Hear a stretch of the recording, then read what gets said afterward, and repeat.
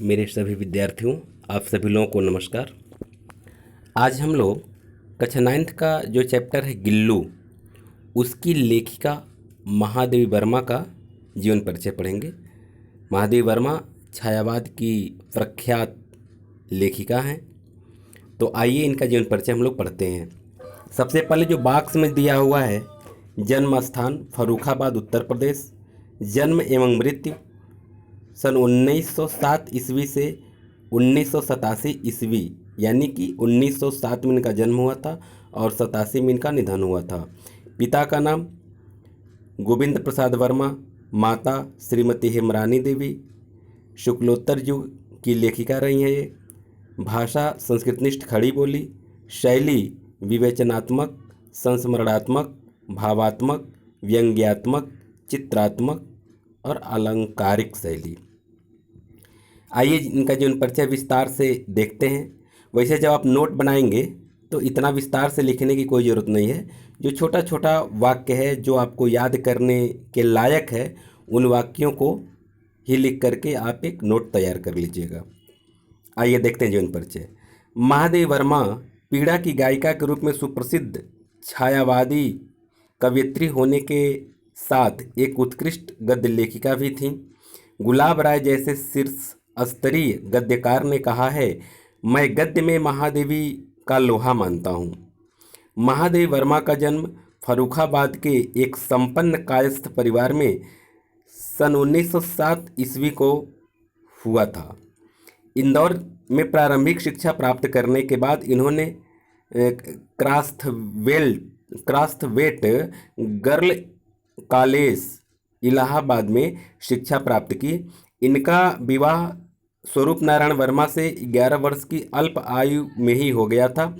ससुर जी के विरोध के कारण इनकी शिक्षा में व्यवधान आ गया, परंतु उनके निधन के पश्चात इन्होंने पुनः अध्ययन आरंभ किया और प्रयाग विश्वविद्यालय से संस्कृत विषय में MA की परीक्षा प्रथम श्रेणी में उत्तीर्ण की। वे 1965 ईस्वी तक प्रयाग महिला विद्यापीठ की प्रधानाचार्य के रूप में कार्यरत रहीं। उन्हें उत्तर प्रदेश विधान परिषद की सदस्यता भी मनोनीत किया गया। इनका देहावसान 11 सितंबर 1987 ईस्वी को प्रयाग में हुआ। इनका जो साहित्यिक परिचय इस प्रकार है। महादेवी वर्मा के गद्य का आरंभिक स्वरूप इनकी काव्यकृतियों की भूमिका में देखने को मिलता है। ये मुख्यतः कवयित्री ही थीं, फिर भी गद्य के क्षेत्र में उत्कृष्ट कोटि की संस्मरण, रेखाचित्र, निबंध एवं आलोचनाएं लिखीं। रहस्यवाद एवं प्रकृतिवाद पर आधारित इनकी छायावादी साहित्य हिंदी साहित्य की अमूल्य विरासत के रूप में स्वीकार किया जाता है। विरह की गायिका के रूप में महादेवी जी को आधुनिक मीरा कहा जाता है। महादेवी जी के कुशल संपादन में के परिणाम स्वरूप ही चांद पत्रिका नारी जगत की सर्वश्रेष्ठ पत्रिका बन सकी। इन्होंने साहित्य के प्रचार प्रसार हेतु साहित्यकार संसद नामक संस्था की स्थापना भी की। इन्हें नीरजा काव्य रचना पर शेक्सपियर पुरस्कार और यामा कविता संग्रह पर मंगला प्रसाद पारितोषिक से सम्मानित किया गया। कुमायूं विश्वविद्यालय ने इन्हें डी.लिट की मानद उपाधि से विभूषित किया।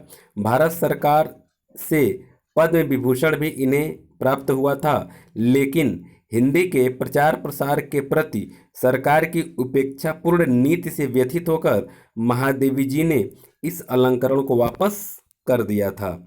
ज्ञानपीठ पुरस्कार इन्हें 1983 ईस्वी में दिया गया था। इनकी कृतियां जो है इस प्रकार हैं। निबंध संग्रह है क्षणदा, श्रृंखला की कड़ियाँ, अबला और सबला, साहित्यकार की आस्था आदि, ये इनके मुख्य निबंध हैं। इन निबंध संग्रहों के अतिरिक्त साहित्यिक तथा विचारात्मक निबंध संग्रहित हैं।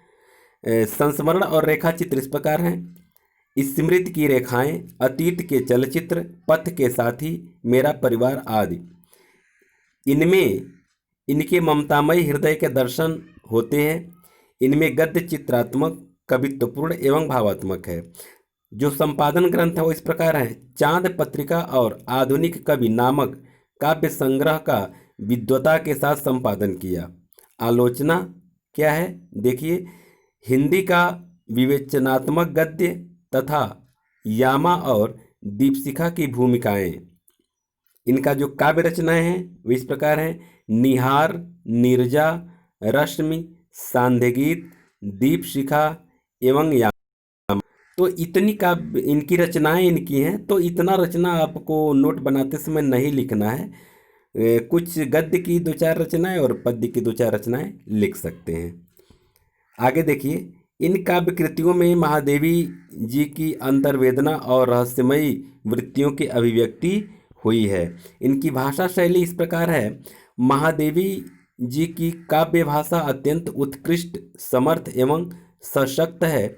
संस्कृत निष्ठता इनकी भाषा की प्रमुख विशेषता है। इनकी रचनाओं में उर्दू और अंग्रेजी के प्रचलित शब्दों का प्रयोग भी हुआ है। मुहावरों और लोकोक्तियों का प्रयोग भी इनकी रचना में हुआ है, जिससे इनकी भाषा में लोक जीवन की जीवंतता का समावेश हो गया है। लक्षणा एवं व्यंजना की प्रधानता इनकी भाषा की महत्वपूर्ण विशेषता है। इस प्रकार महादेवी जी की भाषा शुद्ध साहित्यिक भाषा है। इनकी रचनाओं में चित्रोपम, वर्णनात्मक शैली, विवेचनात्मक शैली, भावात्मक शैली, व्यंग्यात्मक शैली, आलंकारिक शैली, सूक्ति शैली, उद्धरण शैली आदि द्रष्टव्य हैं। गिल्लू, जो पाठ आप पढ़ेंगे उसके बारे में 2 लाइन लिखा हुआ है कि गिल्लू रेखा चित्र मेरा परिवार नामक पुस्तक से लिया गया है। मतलब इनका एक पुस्तक है जिसका नाम है मेरा परिवार, और एक रेखा चित्र संस्मरण, रेखा चित्र की विधा है, उसी से लिया गया है। इससे इन्होंने एक कोमल लघु प्राण सुंदर जीव गिलहरी की प्रकृति का मानवीय संवेदना तथा ममता के आधार पर चित्रण किया है। इस प्रस्तुति में आत्मीयता, ममता तथा स्नेहशील भावों का समन्वय है। तो इस प्रकार यह महादेवी वर्मा का जीवन परिचय हुआ। अब तक आप लोग वीडियो को सुने और देखें। आशा है कि आप लोगों को इससे कुछ लाभ ज़रूर मिला होगा। और एक बार फिर मैं बता देना चाहता हूँ, इतना लंबा नोट आपको लिखने की ज़रूरत नहीं है। इसको वीडियो को रोक रोक करके कुछ खास नोट आप बना लीजिएगा। अब तक आप लोग वीडियो को सुने, इसके लिए बहुत बहुत धन्यवाद। यदि आप चैनल पर नए हैं तो इसको सब्सक्राइब कर लीजिए, क्योंकि इसी तरह का और इसके अलावा भी अन्य मनोरंजक वीडियो आपको स्वतः मिलता रहेगा। इसको लाइक और शेयर भी करें। बहुत बहुत धन्यवाद।